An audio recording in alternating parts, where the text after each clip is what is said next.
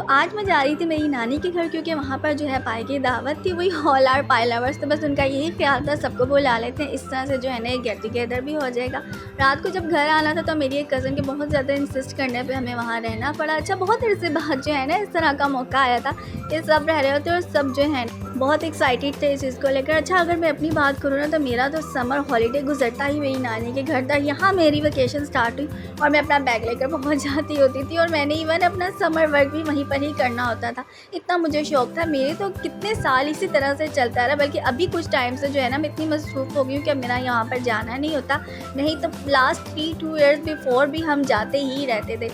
अब बहुत टाइम बाद जो था ना हम सब कज़न्स इकट्ठी हुए थे, और तौबा हमने इतनी बातें की कि कोई सोना ही नहीं चाह रहा था। फिर मैंने कहा यार बस अब सोने दो।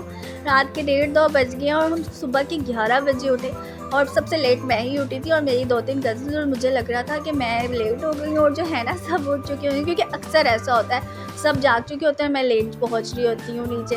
इसके अलावा मेरी जो मामी है वगैरह वो अपने नाश्ते की तैयारी में लग चुकी थी, सब अपने अपने काम में बिज़ी हो गए थे। This bedsheet I love it. मेरी मामी की जो हेज़ की बेडशीट थी उन्होंने हमारे लिए जो है ना निकाली और बिछाई थी। उसके बाद मैं फ्रेश हो गई, नीचे गई। अच्छा, जब मैं नीचे गई, नीचे जाके मैंने क्या देखा, मुझे लगा था मैं लेट हूँ, हम लेट उठे हैं, लेकिन ये लोग फजर के बाद सोए हैं।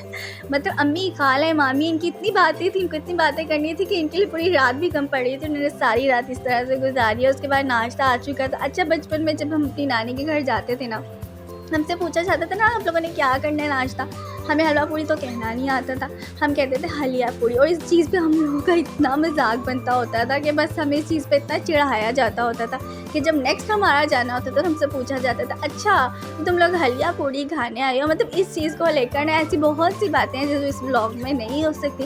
अच्छा, तो उसके बाद जो है ना ये मेरी कज़न थी जिसने हमें रुकने पर मजबूर किया था, और ये भी बहुत खुश थी। और उसके बाद जो है ना नाश्ता लग चुका था, और नाश्ते में ना सच में इतनी सारी वैरायटी थी, मेरी तो समझ में नहीं आ रहा था कि जो है ना मैं पहले क्या खाऊं। अच्छा, इन ओवर देसी फैमिलीज़ क्या होता है, नाश्ते के बाद घंटों बैठ के ना डिस्कशन होती रहती है, कोई भी अगली पिछली नई पुरानी सारी बातें होती रहती है। मैंने ये चीज़ अच्छा बहुत ज़्यादा ऑब्जर्व किया।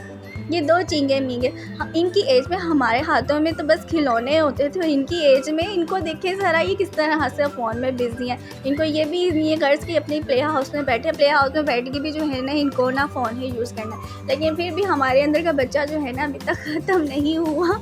हमने भी किसी न किस तरह से जो है ना अपना बचपना निकाल ही लिया। और ये मेरी वो कज़न थी जिन्होंने हमें सारी रात सोने नहीं दिया, क्योंकि इनमें से 2-3 जो थी एंगेज थी, और इनके पास तो 2 ही लफ्ज़ थे, एक हमारा इन-लॉ, एक हमारा फियांसे। और इन्होंने सारी रात यही बातें कर के सच में पकाए।